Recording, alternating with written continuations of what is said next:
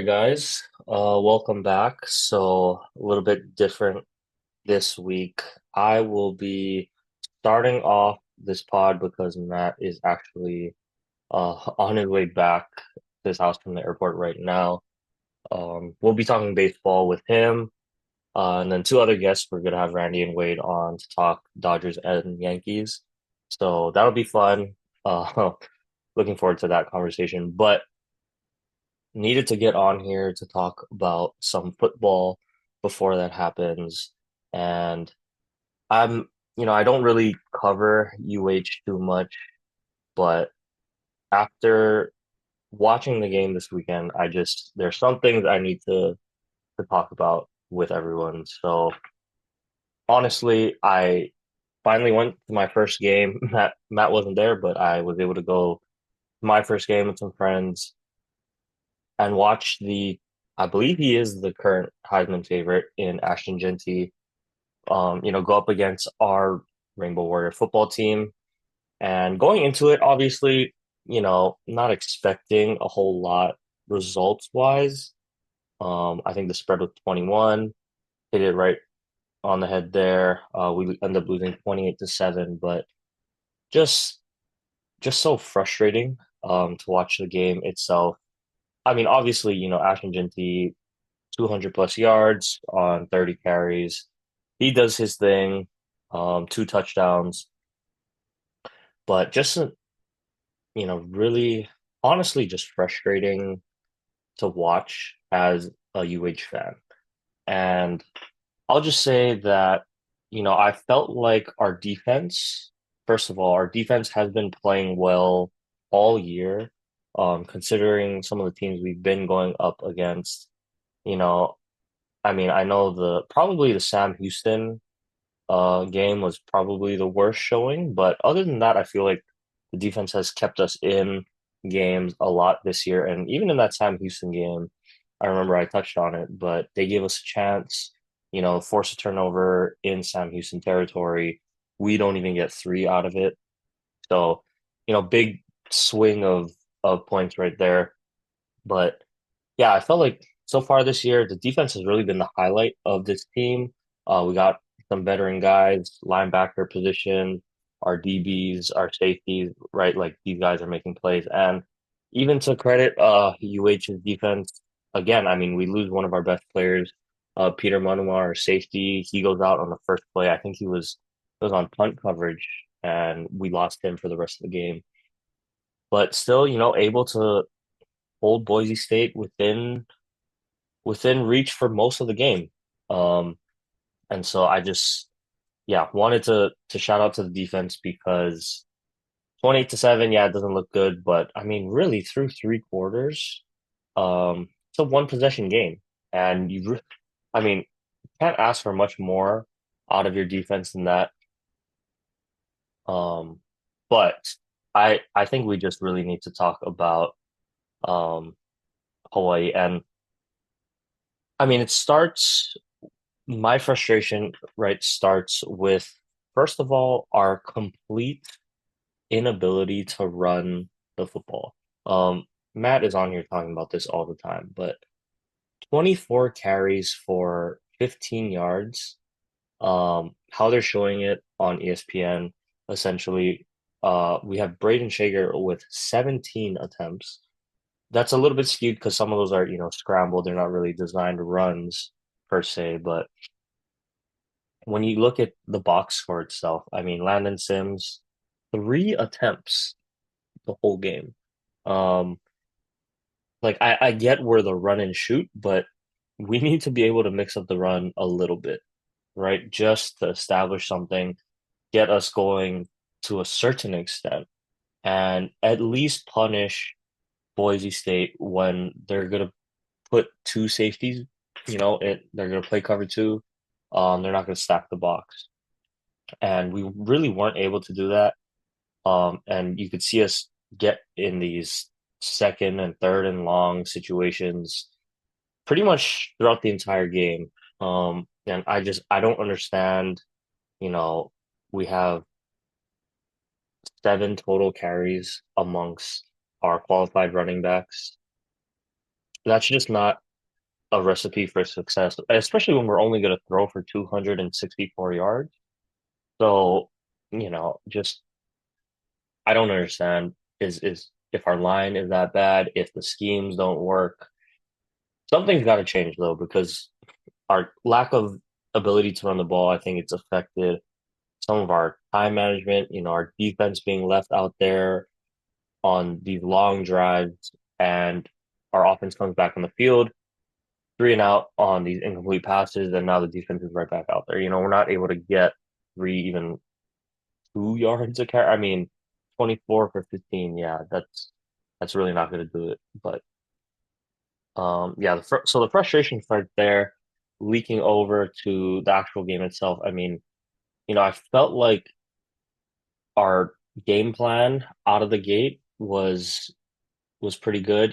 Getting the ball out of Braden's hands fast, quick hitters, but it's not going to work when our receivers drop the first three balls that hit them in the hands, literally on the first drive and go three and out. Um, just frustrating, to start execution wise out of the gate. And really, that was kind of the theme throughout the night. I mean, I was screaming all night. Just the lack of discipline, the execution, things that really should be ironed out by now. I mean, it was the sixth game of the season, and we're still having these costly penalties or, questionable decision making, um, plays, and like our red zone efficiency is terrible. Kind of alluded to that with our ability not to run the ball, but yeah, it was extremely frustrating. We have a good like a positive play, um, get a first down or big play, and it's either the next play or on that play here we have a holding or we have you know some kind of negative play to put us in a bad position going forward. It's like our inability to string plays together. I actually thought the play calling for the most part, I liked the play calls. Um, it's just our inability to execute the easy ones was just so frustrating. And then obviously, like I said, the penalties, just can't have it when we're already playing a team that on paper really is better than us, right? I mean, Boise State, they're the 17th ranked team in the nation. Heisman hopeful in Ashton Jeanty. Like we're really outmatched, so we can't be shooting ourselves in the foot, right? 11 penalties for 95 yards. We just can't let that happen. Even the Boise State quarterback, his numbers look okay, 17 of 25 for 217, but really I thought bailed out a lot by his receivers. Not the most accurate quarterback, but I mean obviously when you have Ashton Jeanty, the play actions were killing us. One of our DBs got mossed on the first drive of the game too, so it was it was rough to watch. Um, but I say all this because I mean, when Timmy Chang was originally hired, um, I just personally felt like it might have been a little bit too soon to be thrust into the head coaching position. Um, obviously, I don't know what he's like in the locker room. I don't know what he's like scheme wise or control wise, but it's a lot to, not have really any assistant coach or type of experience at that collegiate level. I'm sorry, he was an assistant coach, but to be thrust into, the head coaching role of your alma mater, especially here, I think it's a lot of pressure. And I stated this, what is this, 3 years ago now, when he was first hired, that it's going to be tough if it doesn't succeed because, he's so beloved by the island.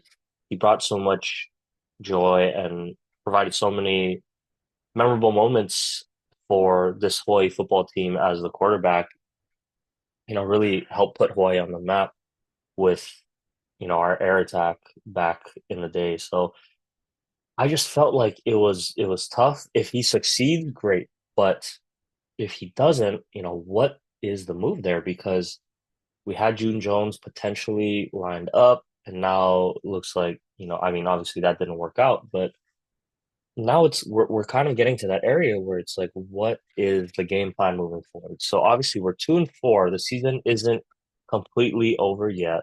We have played two of our tough teams, but really looking back at the season thus far, I mean, the UCLA game should have been won. I think most of us can agree to that.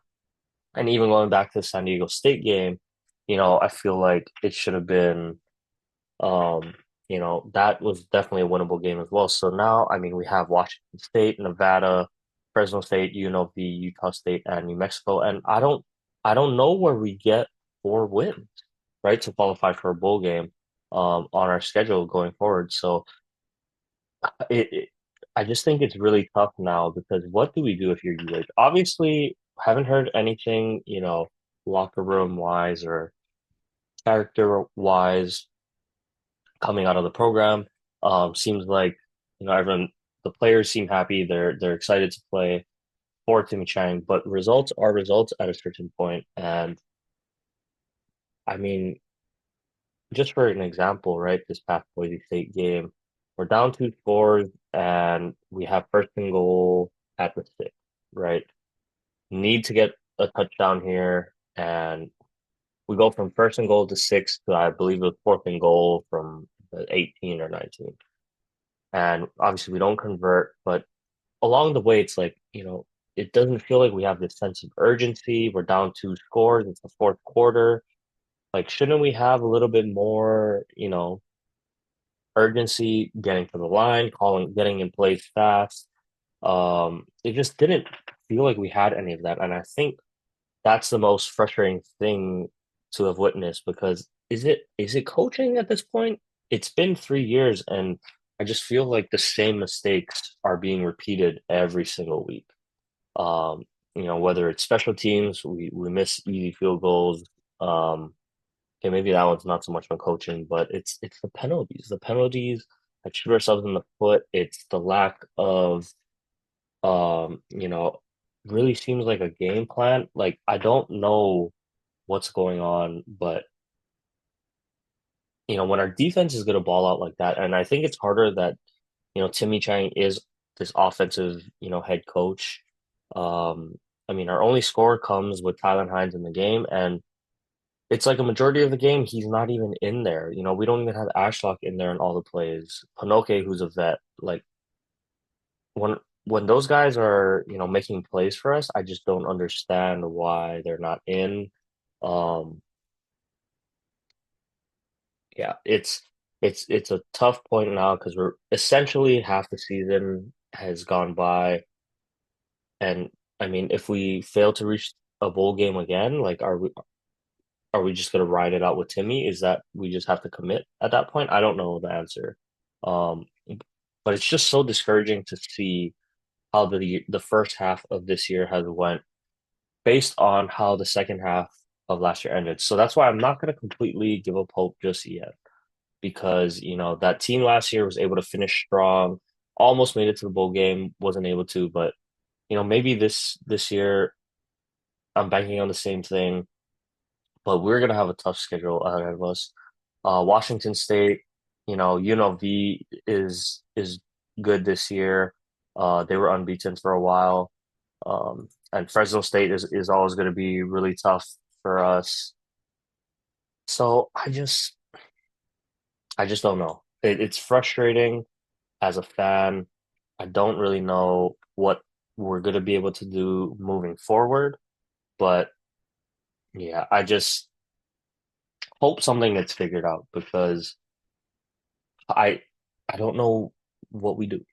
I don't know what the decision is moving forward as head coach if the team doesn't produce the rest of this year.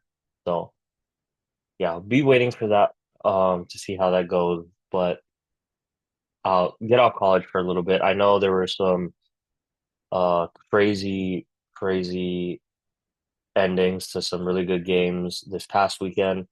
I'm sure Matt's gonna want to talk about Oregon, so I won't get um too far ahead there. But NFL, he's not gonna want to talk NFL. We can talk about it a little bit. Um, I mean, his Cowboys got absolutely steamrolled, so I'm sure he's really not gonna want to talk too much about that. But yeah, Dolphins luckily had the bye this week, but Tua is not gonna be able to come back just yet this week, so we still gotta wait one more game. They play the Colts, who are just real puzzle this year. I mean, at times they look terrible, and at times they look like they can, be a decent team. I don't know what kind of game we're gonna get out of that, but I mean, Joe Flacco, assuming he plays again, versus Snoop Huntley, that's gonna be just an interesting game in itself. So hopefully Snoop has gotten a little bit more comfortable in the system. He looked like it against the Patriots, and now off a bye week, a little bit more time, to get familiar with the guys in practice, get the timing down before Tua comes back. I hope Tua is able to come back, but big week this week, especially with the Jets losing. I mean, we're somehow the 9 seed at 2-3 in the AFC after this week, so we're right there. We're 2 spots away from a playoff spot, right? Or wild card seed. So the the season is definitely not over. I'm sure, like a lot of us Dolphins fans felt like after Tua went down, but it's not over. I think even if they lose to the Colts, we still have a slim chance, but they're gonna have to go on a generational run to end the year. But they do if they are managed to beat the Colts and they're playing the Cardinals at 3-3 with Tua coming back. If I'm a Dolphins fan, I'm feeling really good about that. I know we've been banged up, lost a lot of guys to injury, but I mean, you gotta like those odds. We got Odell coming back, or sorry, came back last game. If Tyreek and Jalen are able to stay healthy, we got Achan coming back. We had Mostert who came back, had a productive week. Seemed like we were feeding Jalen right touches now. So yeah, I mean, somehow we're staying alive in the division even without Tua. Um, but yeah, the Cowboys game, disaster. I mean, um, just looking at the Cowboys objectively though, are I don't think they're a very good team. I mean, just honestly, if they're able to take away CD, um, and kind of disrupt that run game with Rico Dowdle, you see what happens when the Cowboys are kind of forced to play from behind early. I mean, Detroit just kind of blitzed them in the second quarter, right? Um, Dak throws a pick, and then they come back, score. Dallas goes 3-and-out, touchdown. Like it's just the defense isn't good, right? The defense has not been good since Dan Quinn left. I think Matt will be able to attest to that. Teams are running all over the Cowboys, especially after last week, gritty win against Pittsburgh. Uh, kind of hype themselves up after that. But yeah, it was a tough um I think it was a tough way to see the Cowboys perform after a big win. But also wanted to shout out to Aiden Hutchinson because man, he has, I mean, suffered a brutal leg injury. I mean, don't look it up because it was pretty nasty. But um, yeah, hopefully, he's able to come back healthy. I don't even know if next year is on the table, but Detroit loses a big piece, and they're going to need him because obviously, as we saw coming, um, you know, the NFC North is the best division in football somehow. I mean, even the Bears are 4-2. Green Bay sitting there at 4-2. Minnesota's still undefeated off their bye week, and Detroit keeping pace as well. So yeah, it's gonna be fun down the stretch. But other than that, I mean, we don't really need to talk about too much NFL stuff. I don't think anything really crazy happened necessarily. Um, so I'll wait for Matt to get back next week, and we can get into the more NFL stuff. But obviously now it is playoff baseball season, so we will be getting into some of that talk. Stick around. I'll be right back in a sec. Gonna let the guys in, and we should have a really fun uh, postseason talk.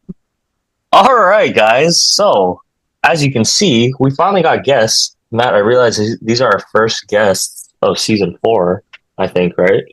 Um, Yep. I feel like a guest now because I just kind of like joined the call out of the blue. So I'm a guest on my own podcast in a way. yeah, yeah. I mean, shout out to you though. Straight off the plane, ready to record. Gotta Yeah, respect it. committed. But just some quick introductions for those of you that don't know. We have Wade, avid Yankees fan, so he's here to talk Yankees with Matt, and we have Randy, resident Dodgers fan, who's trying to figure out his camera. Apparently, got the Shohei Ohtani jersey in the background. Got to respect it. I'm rocking my Shohei shirt. Oh, you can't really see, but I got the Ohtani shirt I like the going Call for of me. Duty. Oh wait, here I'll show you. Oh, don't mind my bed. I got the Otani. But nice. Oh shoot. Okay, well, anyway, just to get into some baseball, we start with the Yankees first, obviously. So they just finished their game one today of the LC or ALCS against the Guardians. Got a good win there for them. But just to take it back a little bit, since we have two Yankees fans on the pod, um, you know what? We'll throw it over to Wade first, give Matt a chance to kind of catch up a bit. But Wade, just your overall take on, the last series, being able to clinch, and move on to the DS, or sorry, the CS. So, what'd you kind of like Yeah, or didn't like? I guess in the DS, kind of the obvious story was there's only pretty much two guys in our lineup consistently showing up every day. It was Gleyber Torres and Juan Soto. And I'm really happy about that. At least we have consistent guys, but we did have some guys come and go throughout each game. But you know, I think everyone has saw it, but Aaron Judge was not really there at all for the DS. Maybe had one big hit, but man, every time he walked up to the plate with runners in scoring positions, it felt like a question mark if he was even going to do anything. Like during the regular season, he's the guy. He's been the guy. But yeah, unfortunately, during the DS, he wasn't really there, but hopefully he's going to turn it around. I also, I mean, our bullpen to kind of been what carried us throughout the NLDS. Of course, me and Matt's favorite, Luke Weaver. Probably, I feel like I can say best closer in baseball besides maybe Class A, maybe.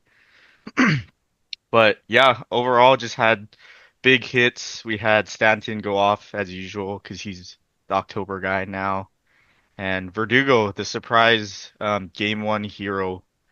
Um, yeah, but overall pretty enjoyable ALDS to watch and had me feeling good coming into the ALCS for sure. Okay, Matt, anything you wanted to add to that? Well, I think not only Luke Weaver deserves a shout out, but how about the entire Yankee bullpen to go scoreless, not allow a run at all in that series? I think that's a huge testament to Matt Blake, Aaron Boone, and the pitching staff in general because that's a tough lineup to navigate through. And when you have the runner up of the MVP anchoring that lineup, and we basically shut him down the entire series, like it's pretty hard to do for any team. So a lot of credit has to be given there. And I personally have to give credit to Giancarlo Stanton because, as Greg knows and Wade knows, might be one of my least favorite players to deal with in terms of a 162 game season. Just the limitations that he brings with flexibility, lineup construction. It's hard to just have a guy DH if he's going to strike out a lot, not hit for high average, constant stints on the IL. Really, the only exception to that rule is a guy if it's Shohei Ohtani, who's giving you absurd production as a DH. But with Stanton, we don't get that luxury. He's not stealing 50 bases. He's not hitting 300 throughout the season. So, and the worst part is he can't play the field anymore. So I get irritated, I get frustrated, I vent about it, and somehow in the playoffs, he always makes me eat crow because he has been everything you could ask for right now. I mean, as Yankee fans, we're very emotional. After two bad games, we're like, oh, this guy's great or this guy stinks, So I think with Stanton, with him coming through in the playoffs, that's where he kind of earns the majority of the paycheck for me. We can talk about it later. Carlos Rodon, too, is another one, stepping up when the moment is bright. And I'm just really, really happy that Stanton has come through because we don't win this series without him. I mean, the turning point of this series was literally his game three, I think. The Royals had the momentum, stealing home field from us. Our offense isn't clicking, but in game three, kind of the same story, but one guy carried us to the finish line, and that was Giancarlo Stanton. So once we got that 2-1 lead, it was kind of like, okay, we could all breathe a little bit, and then Garrett Cole finishing it out for us. So I think Stanton deserves a lot of credit too. I mean, he really was the switch, I think, for the Yankees in this series going forward. Yeah, sounds good. I mean, it's so funny because yeah, Matt dogged on him like the whole year, but he does just show up. He's just one of those guys that just shows up in the big I mean, moments. he's But the opposite right now of Aaron Judge. Like I like glorify him through 162 games, and then come playoff time, I'm like, where the hell are you? So the roles have switched in October. well, the main thing is you guys won, moved on. Um, Now we're facing the Guardians, and I know Randy. We kind of joked about this, but I mean, it just doesn't seem like I don't know. I don't know if it's because we had to play like the Padres, right? We had to play the Padres, and now we're playing the Mets, who are really hot. Like you don't get the hot Detroit team, and I mean Kansas City.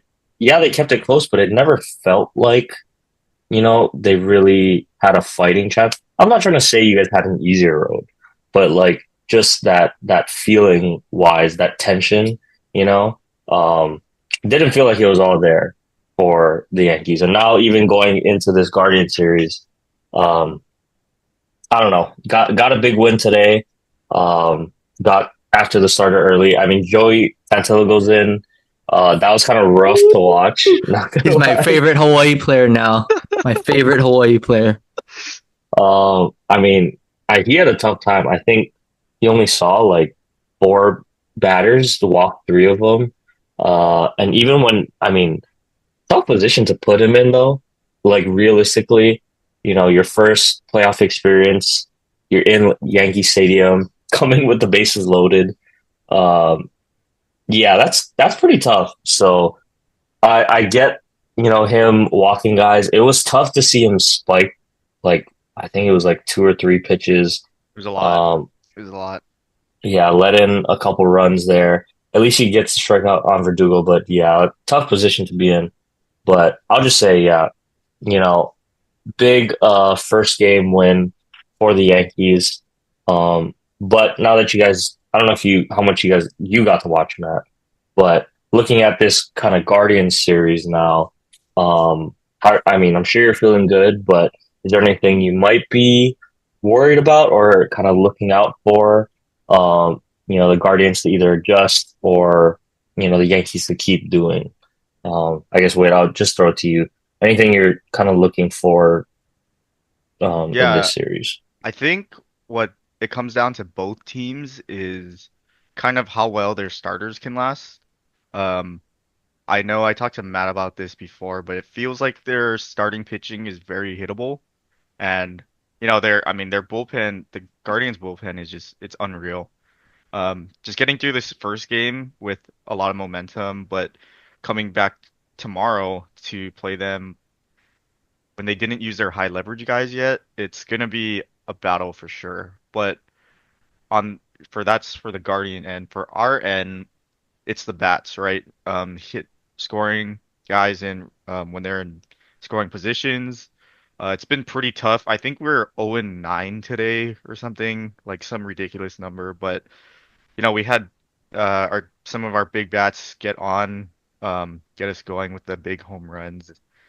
And yeah, I think just attacking the starting pitching is kind of going to be our key to really give us comfortable leads. Okay. Sounds good, Matt. What about you? Any keys you wanted to touch on for this Guardians series? Well, the key for us is I think we need to score early and get the lead early because you don't want to play into the hands of their bullpen because that's where they can get you. Like if they're ahead in the sixth inning, they're going to throw their guys and, we're going to be lucky maybe to get one or two at the most. So it's not a situation you want to be in. You want to limit Clase's appearances in this series. So for us, it's all about scoring fast, scoring early, and that's what we did today. So we kind of took that out of their hands, right? We get a kind of decent sized lead where they're not going to throw their main guys yet because they don't want to burn them in a game where they're going to necessarily lose, right? So I think that's the key for us, and especially when we have, I think, not necessarily Garrett Cole, but when we get to the likes of Clark Schmidt and Luis Gil starting, I think we need to score a lot of runs for them, especially Garrett Cole. Little different, I think as Yankee fans, we expect him to be, good and at worst keep us in the game. So with that, it's like what 2 runs, 3 runs at most for a start is what we're kind of throwing as a bad start for him.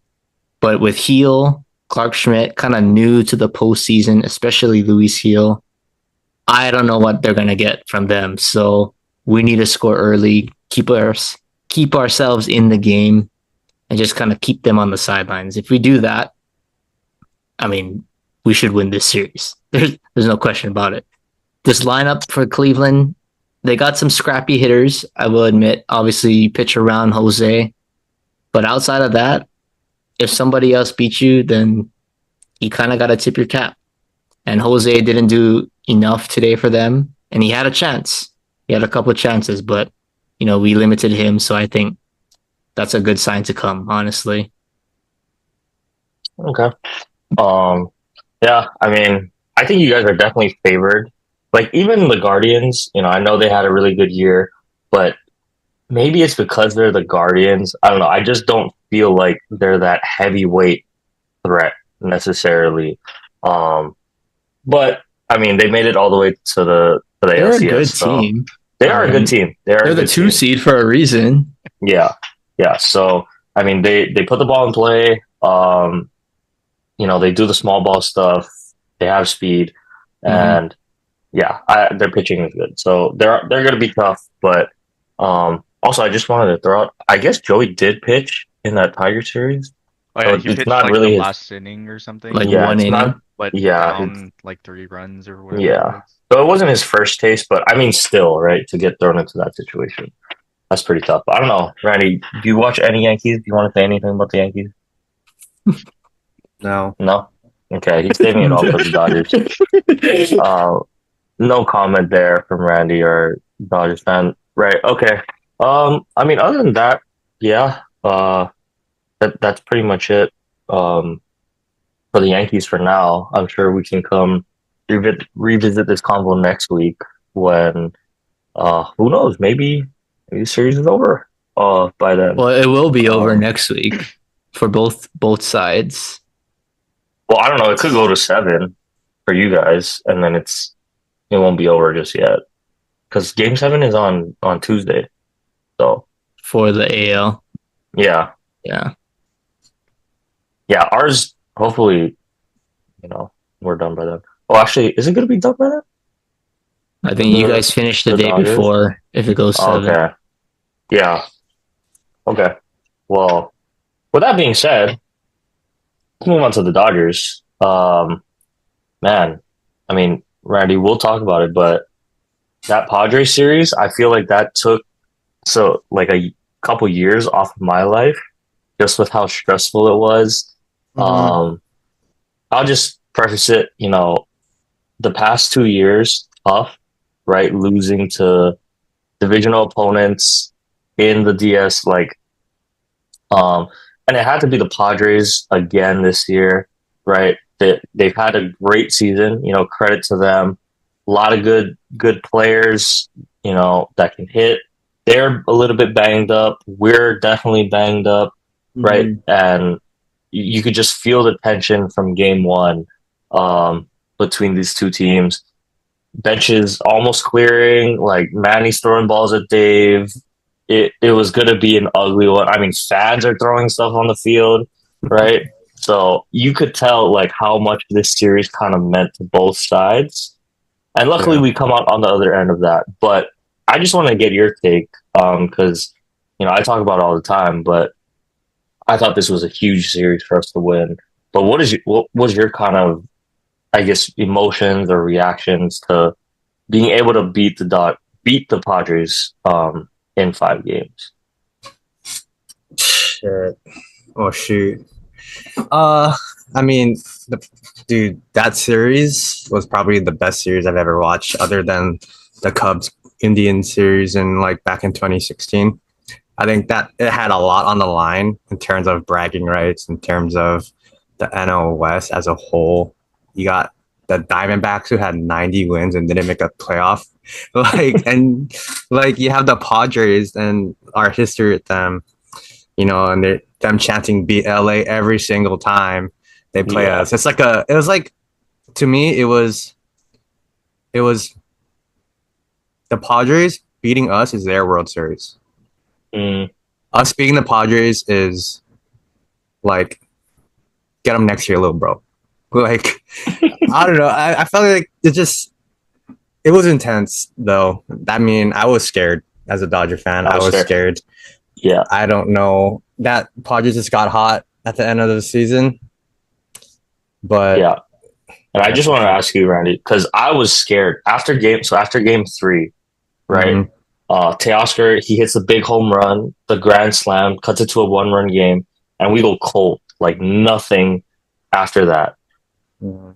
And we have to go back to, the next day in San And Diego there you go. to somehow bounce back. And I'm just like, oh my God. Like, that is probably the most tense that I've been watching a baseball game in, like, probably since the World Series that they had Yeah. against Tampa Bay. So it's been a while, right? It's been Mhm. like 4 years watching that. Mhm. But I don't really have an explanation for it. But I just couldn't believe how cold the Padres went to end games 4 and 5.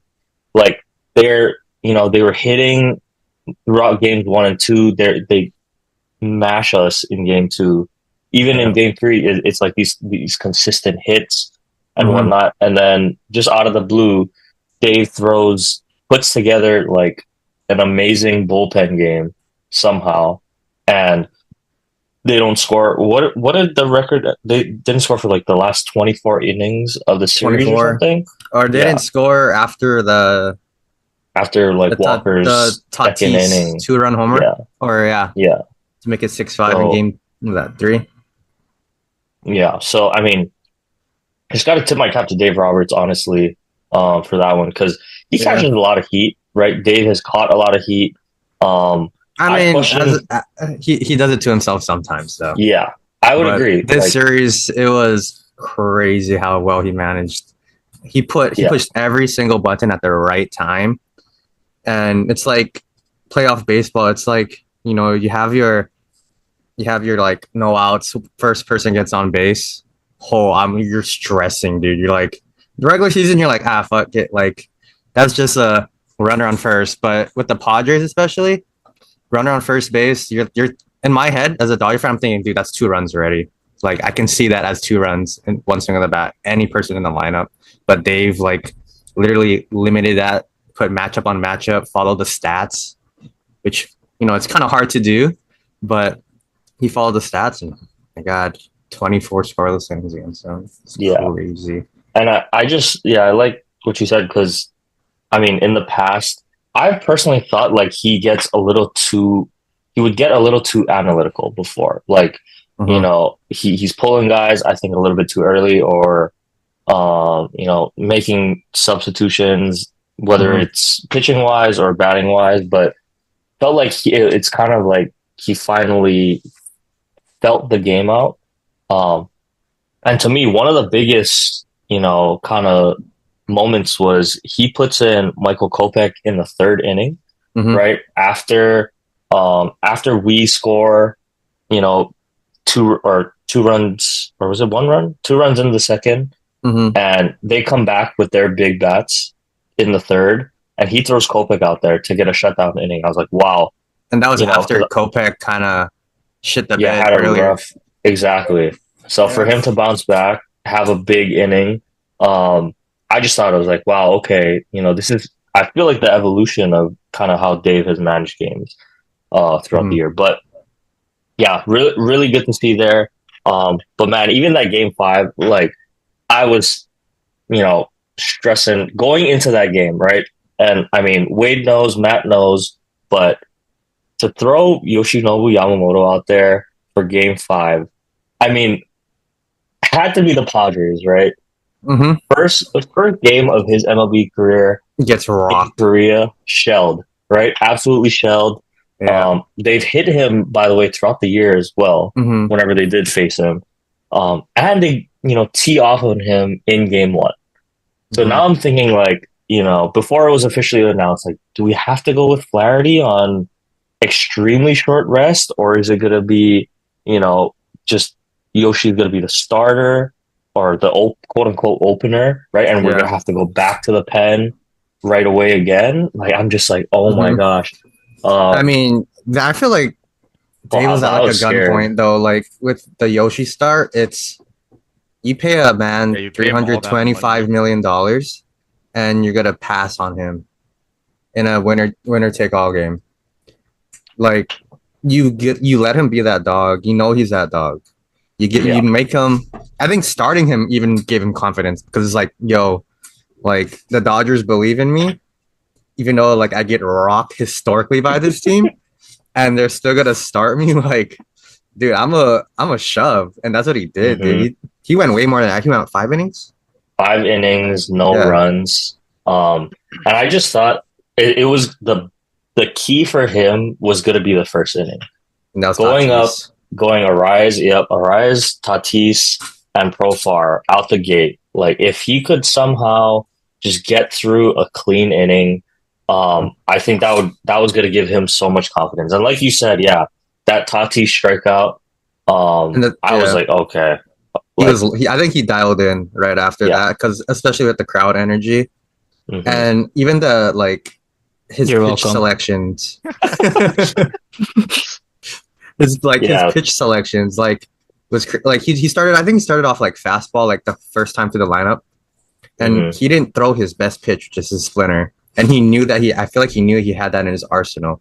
Where it's like, all right, like 2 strikes. I don't really strike people out with a lot of like, especially the Padres. They're the highest hitting team in the league, hmm right? But once he found that splitter, I think he threw it on Bogarts, so I caught the corner, and then Bogarts kind of like cried about it. hmm Like, oh, he was locked in. I was like, oh, all yeah, right, I agree. GG's. Yeah, he was. I mean, he was absolutely dialed. But to overcome that whole narrative Yeah. of a team really owning you, I don't know what that is even like.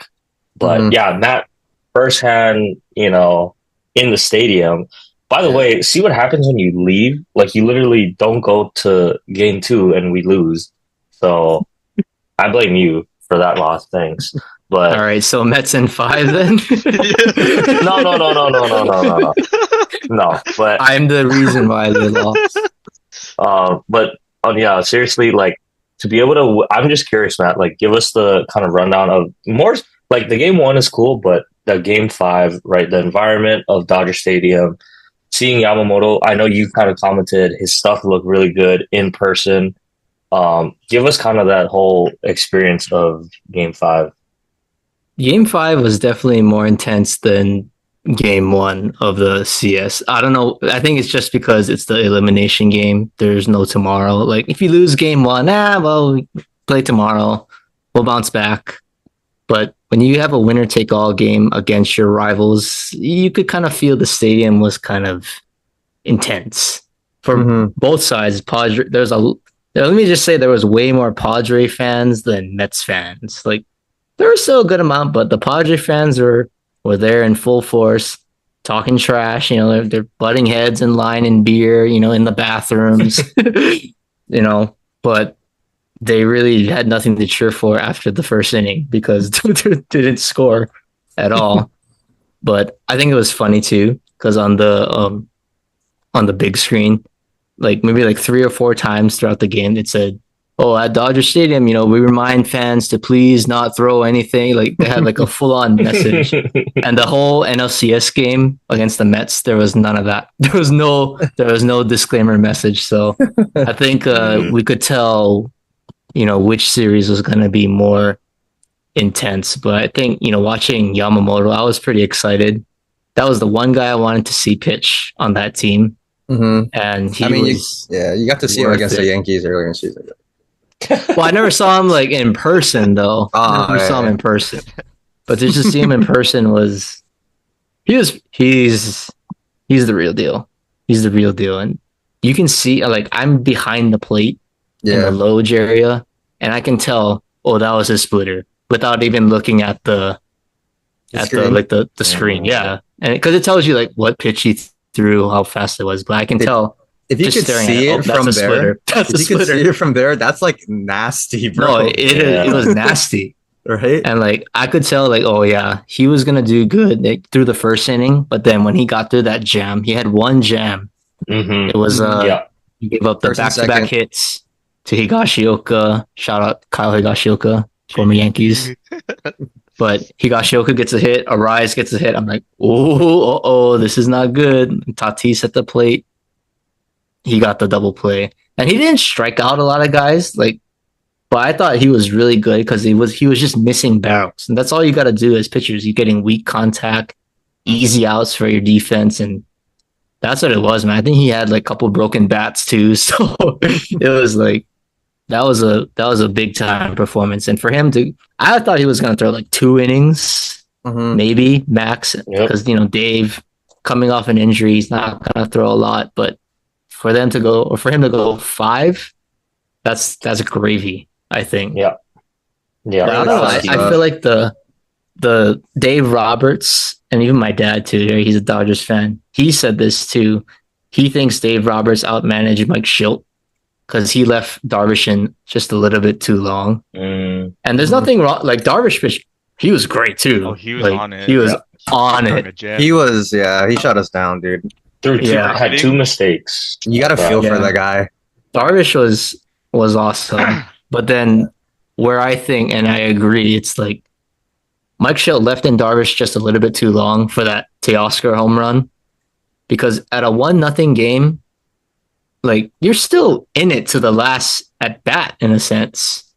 But when you have a dominant bullpen like the Padres have, and you don't even throw your closer in an elimination game, Mhm.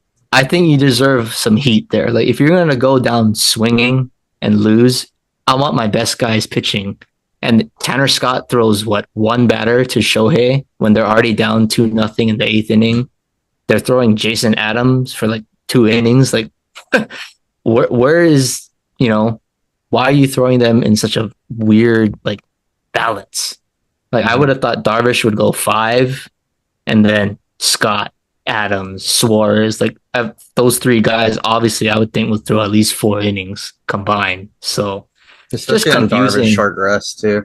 yeah, and then I could tell like once Teoscar hit that home run, you could feel the kind of almost like a relief, like oh my gosh, like Mhm. just that insurance run, the weight of the crowd. I think then after that, the 8th and the 9th, oh the crowd was just like it was Nuts. it was loud because Yeah. everybody, but even the Kike home run, like that was a big home run, but it's a solo home run.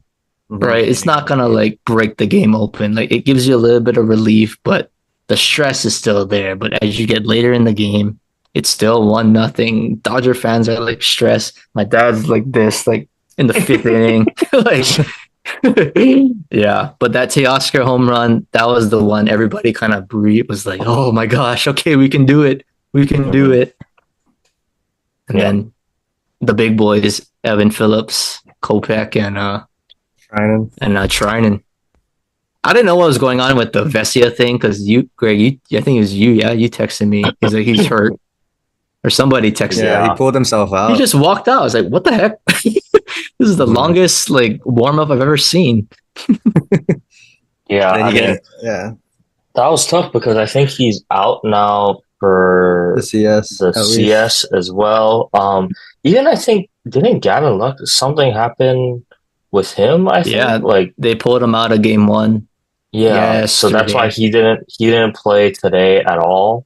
Um, Oh, I didn't even and know that that. yeah, and that was a really tough His one. I hip mean, abductor or something. yeah, I don't think they gave an official diagnosis, but that's going to be a huge one because he was swinging a pretty hot bat considering. And he's a lock Um, at second too.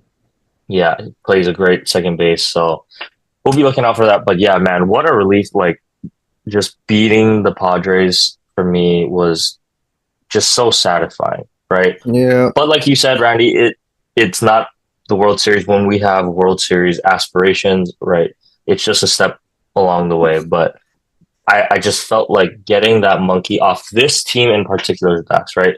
To have such good regular seasons the past 2 years, and finally be able to overcome that, it felt like just a boost of confidence. Mookie finally, I mean, he's cooled off since then, but had a better series than he's had the past two postseasons He got combined, hot when he essentially. needed to be. Yeah. And so hopefully, that continues over. But getting to this series now, right? So Matt, like you said, you were there at game one against the Mets. Kodai Senga, I mean, he struggled early, essentially. That really helped us. We couldn't find the zone, letting guys get on base, and we just kind of, jump all over them.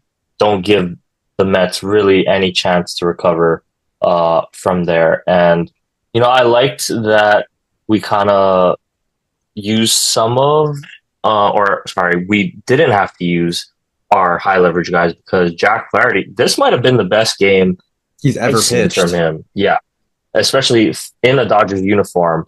He during the regular season had been a little bit up and down. He'd have some Mm. really good games, have some not so good games, but you could really see his stuff was working.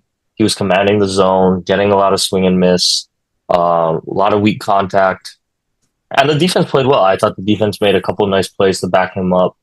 Um, I think this is like his game to go off though. Like I yeah, think if he just because of his last start, I mean he did good against the Padres in his last start, but when Manny was when they were talking like smack, and he was standing up mm, from the dugout like talking back, everybody was like, oh, like Flattery got that dog, like he's not backing down. I think that's kind of like boosted his confidence too coming into this game, or sorry, last game, where it's like, all right, like we got Flatter in the mouth. Fuck it, let's go. yeah, yeah. No, And he proved definitely, it. and He proved it. yeah, Two hits great. in the Yeah, CS. like for him to be able to go 7-2 and really not use any of our high leverage guys, I thought was going to be huge. Yeah, Um, and so, I mean, offense didn't miss a beat. Shohei got going. Everyone was going. I'm like, okay, let's roll this into game two. And then we come out today and like just a little bit odd. I thought, when I saw the announcement that we were going to go with the bullpen day, right? Because in line, it's Walker Bueller's start in line, right? And I'm just thinking, okay, yeah, he had a rough first two innings, but if you really go back and watch that last start, right, it was it wasn't his outs fault. that were left out there. Exactly. The should have been double play. We get no outs, and then they just continue to find the hold after that.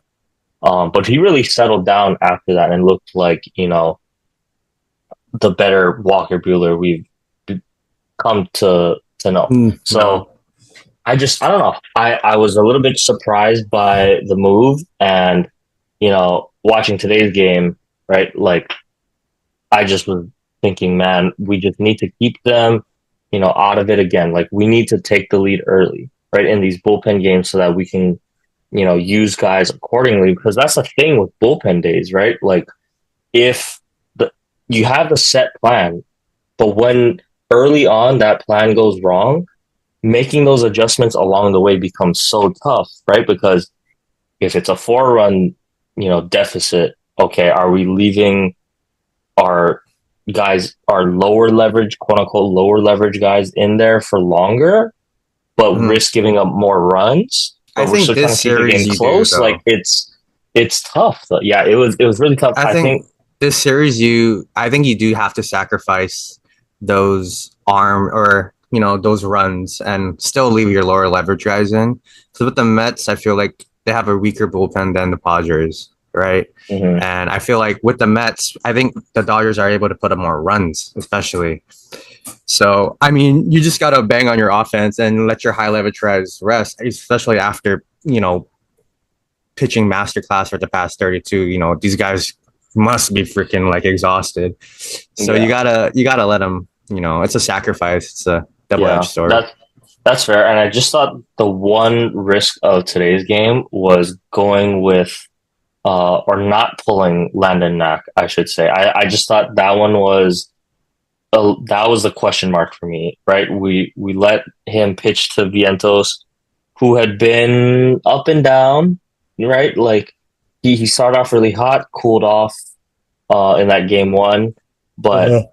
I'm like, man, Knack is kind of struggling to find it right here and leave him in, and he hits the grand slam and just busts the game open. And it's like, okay, well, all right, on to game three, I guess, I think essentially, it's right? that's Mac's reputation. But I feel like especially when he was a starter in the regular season, like he would get hit kind of early, but then dial in. And I think that's what Dave Roberts thought would happen. Because that's what happens when you have a starter in your bullpen. It's a whole different feel. It's a whole Yeah, different animal. yeah. But even, with that being said, questioning the game plan and all that, got to shout out to some of the other guys. Bonda comes in, Brett Honeywell, who I think he was essentially the last man on the roster. Definitely the last man on the pitching staff to be let in on this roster. But he goes three strong, no earned after that. Kind of settles down the Mets. We get Mania out of there, after a couple walks, and we have opportunities to score. So even though, yeah, I might have questioned the game plan, today's credit, we were right there with opportunities to take the lead, to get timely hits. And I thought the killer one was in the sixth inning when we have the rally going, one out, bases loaded, and we have essentially our most clutch postseason player at the plate, Kike Hernandez, in a big spot. But they get him to ground out into a double play, kind of kill the momentum. And then even later on, I think it was the eighth inning, Kike comes up again, second and third, two outs, and he's not able to get the hit across. But you know, we had our opportunities there. But I'm just gonna say this: when Shohei, Mookie, Teoscar, Freddie, and Will are gonna go hitless, yeah, that's not a good recipe for success for our lineup, especially to me right now. The guy that is completely lost, like Will Smith, had one big home run in that Padres series. He's had a couple of hard lineouts, but we really just need some production out of him in that fifth/sixth spot Mm-hmm. right now, because I mean that's going to be huge, I mean, I right, think going forward. But the bottom of the order, I think they're doing great. Just getting on yeah, for Shohei, and especially with Shohei's numbers with runners on base is like absurd. But I hmm think he's like over like 13 or 14 with no, it's like 20. I think he's 20 now over like 19 or 20 with with no no one runners. on base. Yeah, Like that needs something needs to click. Something needs to, I think he is. I think he's built for the moment, but I just think like, you know, he needs to adjust to having no one on base, especially in these types of games because you're going to be facing everybody's best, right? hmm and But yeah. so just something I wanted to float out there. I'm kind of curious to get your reaction, Randy, but maybe Wade and Matt too. So if I don't know if it's a mental thing, if when there's no one on versus someone on, he has a different approach or whatever the case may be. But Mhm. Mookie now kind of struggling, Shohei kind of struggling with no one on. Is it time to kind of switch him back? Because remember, Mookie started off the season at the leadoff position, right? With Shohei Mhm. batting second behind him. Then you go to Freddie or Teoscar, whoever it may be, right?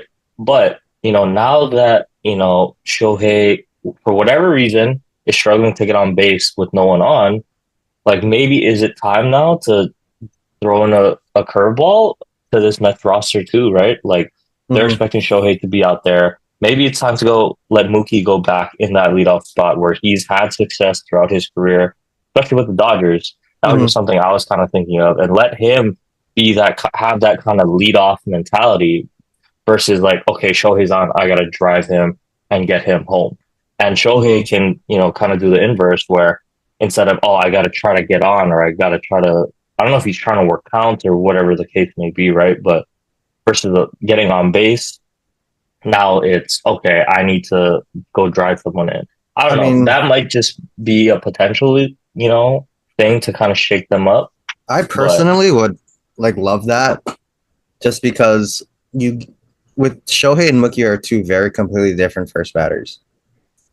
Shohei will swing at a slider outside first pitch out of his ass, yeah, whereas Mookie will take it and he'll take another run and he'll fall off like maybe two pitches here and there, but it gives your batters time to like their information, time to see the ball, time to because how many times has Shohei swung first pitch, rolled over to second base, and it's like, all right, like what did you see? Oh, I don't know, nothing really. But I think right now it's going to be hard to do that just because of the success we've been having with right, Shohei leading and the numbers that he's been putting up as a first batter. But like, not to take it away from Mookie, where he's had an all star numbers before he got injured leading off, right? right, He yeah, was probably one of the hottest in the NL and has the most home runs as a first batter in yeah. Dodger so like right now I think it's a little too late. I don't think they'll do it, but I think it makes sense. I'm not opposed to it, Hmm. Yeah, but I you was just just need the curious. bottom. You need the bottom to get on base. You need, Hmm. Edmonds having a good series, and you Yeah, need that guy. You need Edmond to stay hot. You need, yeah. we're playing a lot of more small ball, especially in I postseason. did. I was gonna say I did like the bunts that I was seeing. I thought that was really encouraging that we're not afraid to bunt. We're not afraid to run. So that was really really good to see. But yeah, wait a minute, just real quick. I'm just curious. Do you think in a playoff series like this, is it too late? Guys have been in their roles for it's been more than half the season now, especially two all stars like Shohei and Mookie. Do you think it's too late, or do you think it could be potentially advantageous to break out of a slump like this? So whoever wants to go first.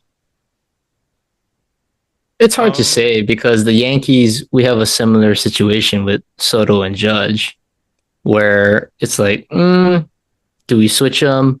But the thing with the Yankees is Juan Soto has kind of been pretty steady the entire year. Where it's Judge who's the guy that's like, okay, he's really bad. Now he's really good. Now he's really bad. So is that going to mess up Soto's rhythm? Because Soto doesn't like to bat, third. He wants to be in the two hole.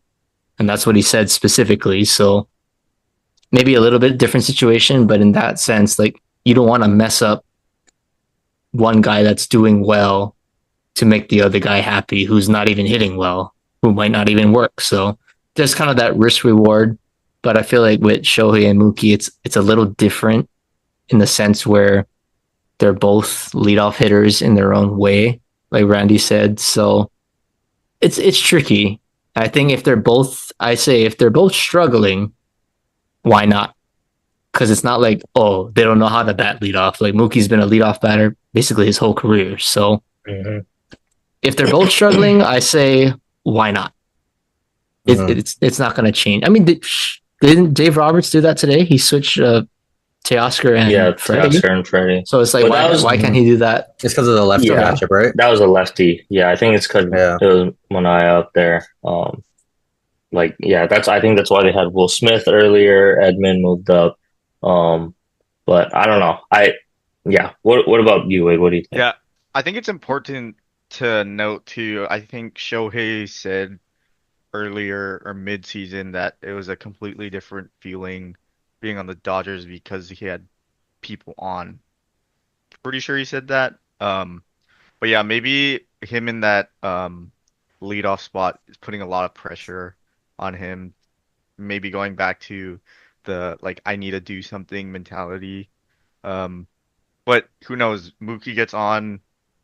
If Mookie gets on, like that's a whole different approach, and he can kind of revert back to his regular season kind of self because I think Mhm. it'll just give him a little bit more trust to say, like, I can trust my teammates. I don't always have to be the guy because, yeah, there's other people getting on, and it's not a one-man army. So, yeah, I Mhm. mean, it's definitely worth a shot, especially if they're going what Mookie struck out 3 times, Shohei struck out twice, no hits between the two of them today. Or yes, today? Yeah, no, it's Yeah, today. Well, today. I mean, there's Today, no hits yeah. between our Oh yeah, your top top five four. hitters had If I'm Yeah, no being honest, I hits. didn't even So watch the game. I didn't even know the game was on. that's all right. I watched it for both of us. I It think was ugly. it's worth a shot. I think if you're going to try and win and you see something that's not working, there's no time to play it out. Like it has to happen. If it's gonna happen, it has to happen next game. I think so. If it doesn't happen, then they probably keep the same lineup for the rest of the postseason for who knows. Well, I how think many yeah, I games think it's there? too. I mean, it's based off preference, right? For both players, it's you know, I feel like show. I mean, not, I don't feel like it, but like for me personally, like playing baseball, like I was probably third. Like I'm first batter now. Let's just compare it to that. I'm first batter now. I still swing out of my ass. You guys ask me, oh, what is he Swinging throwing? 3-0. Yeah, what is he like? Oh, what is he throwing? I don't fucking know. Just go out there and hit the damn ball. It's not my job. But I think like it goes up to show like for me personally, I like seeing guys out of the stretch better than I like seeing them in their windup. And I can maybe you can kind of maybe see that with like Shohei, like how good his numbers have been with runners on base. In terms of like the delivery of the pitch, because it looks very different from the windup to the stretch, right? Maybe he has an easier time seeing the ball from guys in the stretch with runners on base. But what happens, if Mookie doesn't get on base, or if Shohei doesn't have a person on base the whole game, does his numbers go down drastically, right? And I just think like it all starts at the bottom of the lineup for that plan to actually like work really because you have bases loaded, 2 outs. Who would you rather have at the plate, Mookie or Shohei? Like, and that's always going to be a decision. Like, Mookie strikes out. Like, oh, why wasn't Shohei leading off? He's been leading off this whole season, Or you have Shohei strike out. Oh, Mookie's been hot. So I don't know. It's going to be hard to please both sides.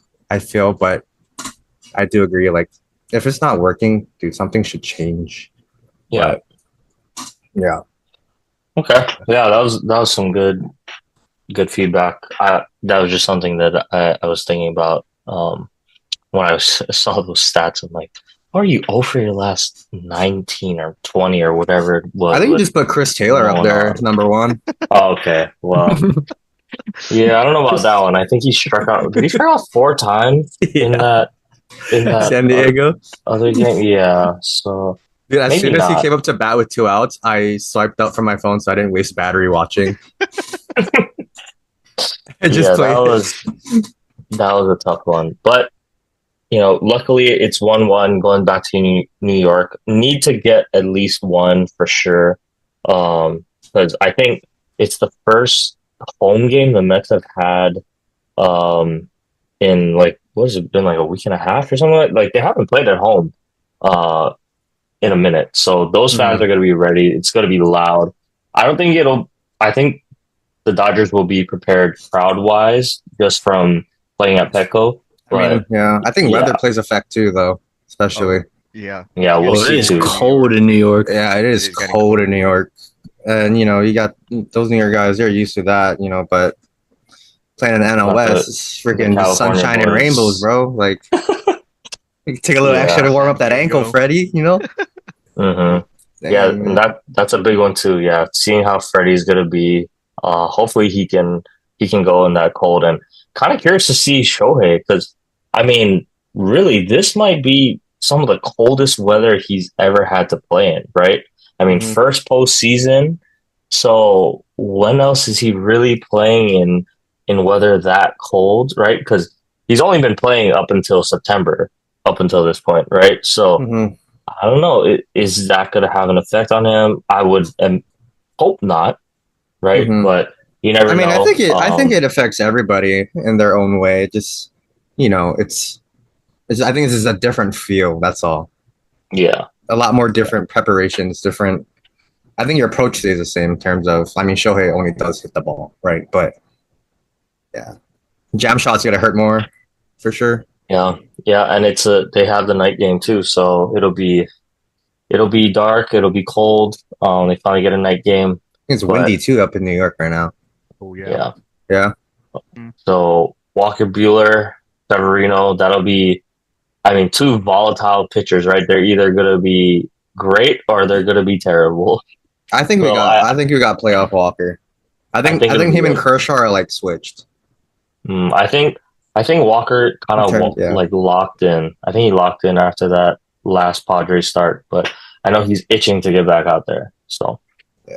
it should be fun. But I mean, Should be other a than fun that, one. yeah. Other than that, though, that was pretty much all I wanted to talk about baseball wise. For the Yankees and the Dodgers. But Can I before just say we, one thing? Is this yeah, going what do to you want to say? be our year? I mean, we're so close. We're so close I for the think dream matchup. yeah, this could be It it. has not been closer. Yeah. I I mean, if think. it's gonna happen, this is the year for it to happen. Um, like I'm never gonna count out my Dodgers or anything. I'll just say I think it is at this moment more probable that the Yankees get to the World Series more than any other team. Like Dodgers, Mets, Guardians. Right now, I think it is definitely very Yankees favored. Um, Mm-hmm. you're up 1-0. You get the good Rodon. Is Cole going next? Or are you okay? So Cole's you got got Cole tomorrow. going next.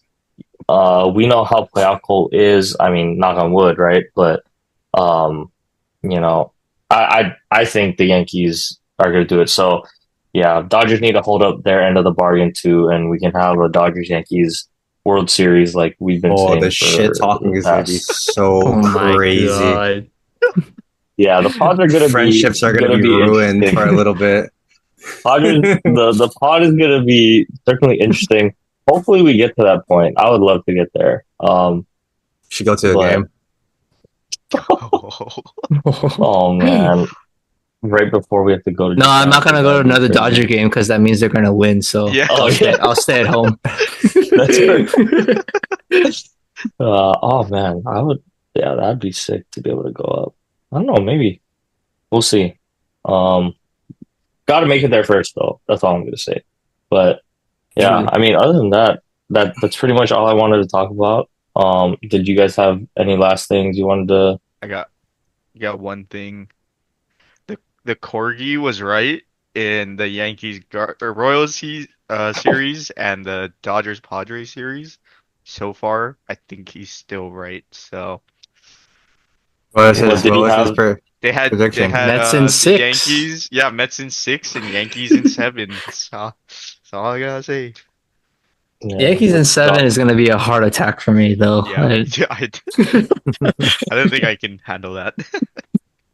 dog is only right like once every 3 times though. So Yeah, so it's like it's a typical Delulu Yankee fans, So needing to believe imagine anything, needing believing to anything. put all your belief in a freaking corgi. I didn't Like, say it was all my belief. I'm just stating like he was right. well, we're Perfect not scared of a prediction. corgi. That's all I'm gonna say. Yeah, Decoy's not a corgi. Yeah, only one dog we rock with. And that's Yep. Decoy. Gus. Decoy, I rock man. with Gus. Close. Gus Is that- Judge. Is that the adoption? Yeah. Yeah. Dude, he makes that thing look like a teacup, like fit it right in his hand. Dude. But like that dog's like this. Yeah. Okay. Shoots sounds good. Well, thanks guys for coming on, talking some ball. Appreciate it. It was a nice Mhm. change up for us to not just talk to each other. So that was cool. Can I just But yeah, one more we can thing. talk shit in person tomorrow. Yeah. what was there any? Dude, what happened to the Cowboys, bro? Hey, how do I got a shower. Just came off the plane, Yeah, I Oh know you didn't man. have a chat. But did Oh you? man. What about? Did you want to talk just real quick, Matt? Did you want to say anything about Oregon too? Because they had a big win. Well, That was a big win. that was the big win. I didn't watch any of it because I was Oh, busy doing stuff, but I did see the highlights. Will Howard pulled a Dak Prescott. yeah, Love that was that. terrible. Great to That's all be you on the needed to other say. side of it. Yeah. Yeah, that was awful. I couldn't believe Yeah. that's how the game ended. So anticlimactic, but I guess you'll take it if you're Oregon. Yeah. Will Um, Howard's pretty mid, so I'll take it. I mean, he But had then a good game, but yeah. And bad. Oregon moves up. Oregon moved up to 2, right? Yeah, they're number 2 now. Is Yeah. Texas still 1? Texas Mhm. is 1. They The killed them. NFL, Texas is- I mean, kind of Texas was is a good. blur for me. I don't know what happened. It's just Yeah, we don't need to. I mean, I said it, or I kind of mentioned it earlier, but who saw the NFC North being the best division in football? By the way, we got two teams at 4-2, 5-1, and 5-0. I was, like, yeah, did not see that I think it that was a one lot. I coming. think it was a long time coming because I just think because Detroit and especially Detroit. the Well, Lions. I I mean I the think we all Bears. figured Detroit and the Packers were going to be up there, but let's be real. No one saw Sam Darnold and the Vikings being undefeated, Yeah, and even Caleb Williams and the Bears, for them to be sitting at 4-2. I mean, this is going to be a tough division for years to come. I think. dude, 'Cause all you got 4 of Jordan them Love they cemented can there. make playoffs. Yeah, you got them cemented there. You got Caleb Williams, who looks like he's getting better every week. Yeah, Genius these coaching guys in are good. Detroit. Yeah, Dan Campbell. Although they losing Hutchinson was big, I think Yeah, yeah, that's big. that's gonna be a blow. Especially, I mean, he was on track to be the defensive player of the year, so that was a big loss for Yes. them.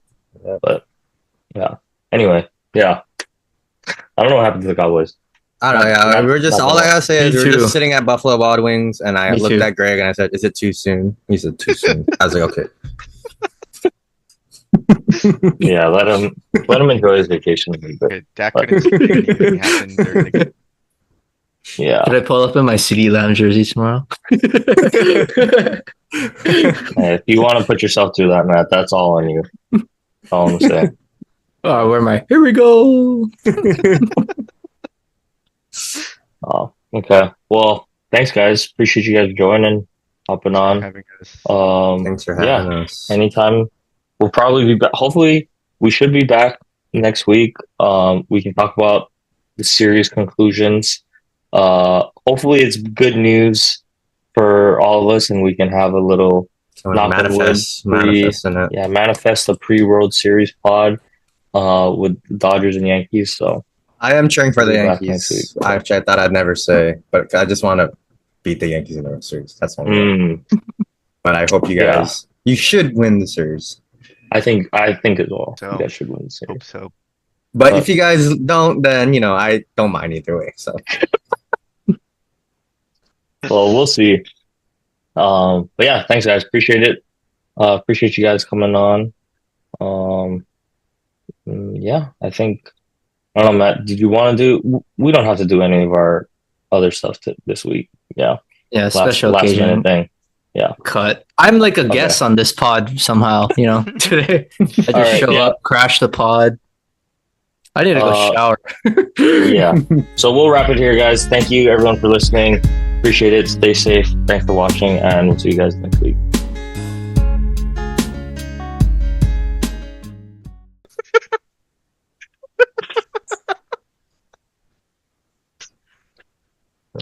Oh, straight off the plane. Straight off the plane. Ready though?